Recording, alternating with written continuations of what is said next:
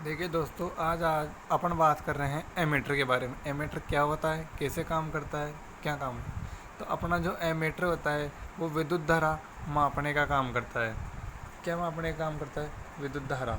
तो यहाँ अपना धारा मापने का क्या काम कर रहा है। अब अपना जो एमीटर होता है वो कैसा होता है, आपने एमीटर देखा होगा। अपना इस प्रकार का अपना एमीटर रहता है बना हुआ, आपने देखा होगा।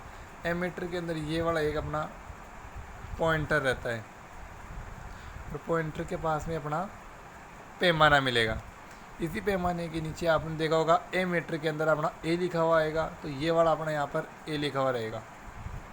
अब ये एसी का क्या काम करेगा, ये डीसी का काम करेगा। तो ये एक तो रहेगा ये वाला, और एक ये वाला डीसी का और ये वाला एसी का, जिसके अंदर ये वाला और ये वाला दोनों आएंगे। एसी और डीसी दोनों का प्रकार के माप सकते हैं ये वाला एमीटर। अब जो एसी डीसी दोनों प्रकार के मानता है वो रहता है अपना एमआई टाइप का एमीटर। इसी को बोलते हैं मूविंग आयरन यंत्र, और इसका जो दूसरा नाम है वो है अपना चल लोहा। चल लोहा दोनों एसी और डीसी दोनों प्रकार की विद्युत धाराओं को माप सकता है। और यदि मूविंग आयरन यंत्र के सिंबल की बात करें तो सिंबल रहेगा मूविंग आयरन यंत्र का इस प्रकार का। ये मूविंग आयरन यंत्र का सिंबल बना रहता है। अब यदि मानो एमीटर केवल एसी को ही माने तो डीसी को ही माने, तो जो एमीटर है उसी के नीचे सिर्फ ये वाली लाइन रहेगी, सिर्फ ये वाली साइकिल नहीं रहेगी। क्यों? क्योंकि ये एसी की है। और यदि किसी की एमीटर के अंदर ये वाला रहेगा तो केवल एसी का मानेगा, डीसी का नहीं मानेगा।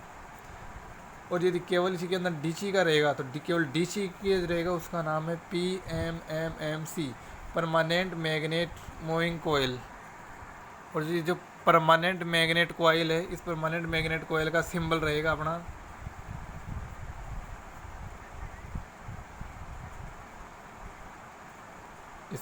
इसको बोलते हैं अपन स्तर चल कुंडली।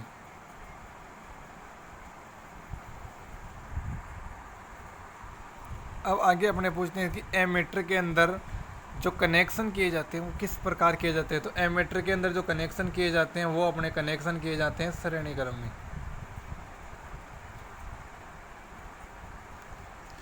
अब अपने को पूछे कि एमीटर को श्रेणी क्रम में क्यों जोड़ा है जाता है, समानांतर क्रम में क्यों जोड़ा नहीं जाता।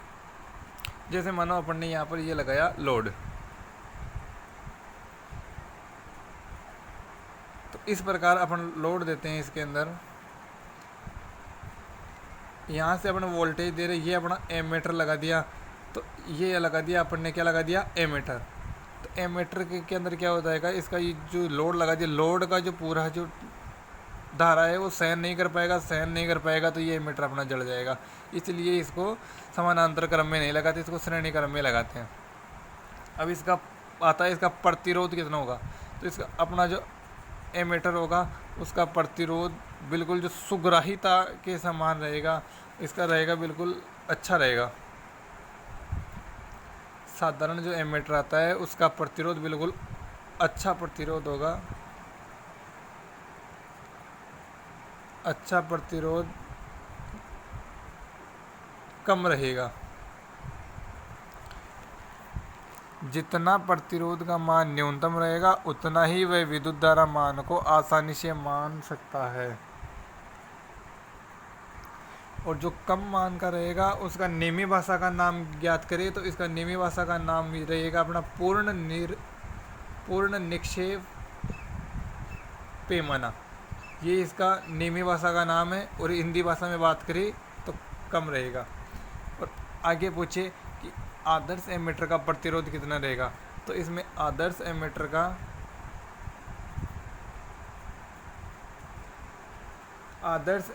का प्रतिरोध हमेशा शून्य होना चाहिए। ये तो अच्छा प्रतिरोध, अच्छा का कम और आदर्श का बिल्कुल शून्य होना चाहिए एमीटर का प्रतिरोध। आगे पूछे आदर्श धारा का प्रतिरोध कितना होगा। तो यहाँ लिखेंगे अपन आदर्श धारा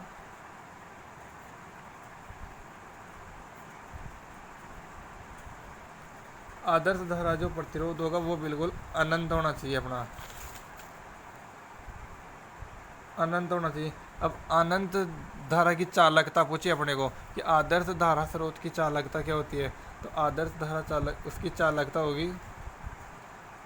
होगी अपनी शून्य। और आदर्श की पूछे भाई आदर्श की चालकता क्या होती है आदर्श की। तो आदर्श की होगी अपनी बिल्कुल शून्य। आदर्श की और चालकता की दोनों की यह समान शून्य रहेगी। अब अपना जो एमीटर रहता है वो कितने से कितने से मापता है। अपना एमीटर तो 0 से लेकर के 100 एम्पियर तक की मानो विद्युत धारा मापता है। या दूसरा है अपने पास एमीटर है वो 0 से लेकर के 500 एम्पियर तक मापता है।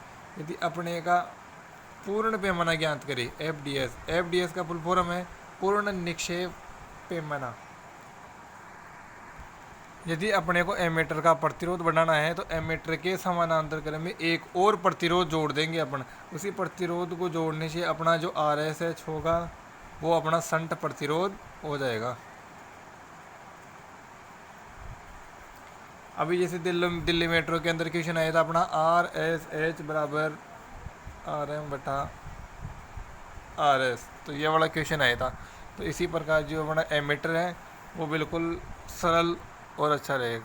इसका डायग्राम बना के दिखाते। ये मानो अपना एक एमीटर है,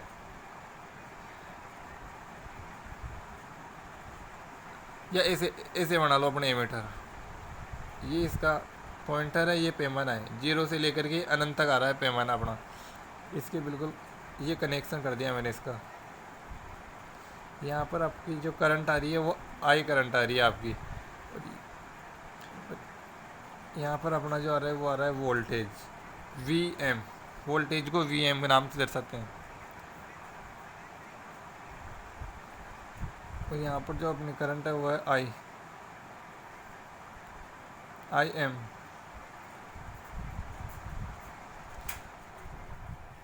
एमीटर का रेजिस्टेंस RM, आंतरिक प्रतिरोध।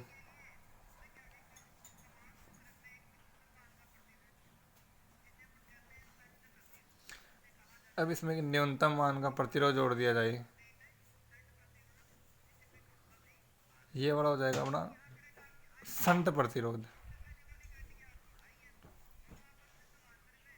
इसका नाम हो जाएगा अपना RM। अब विद्युत धारा का मान इसमें अलग अलग रहेगा।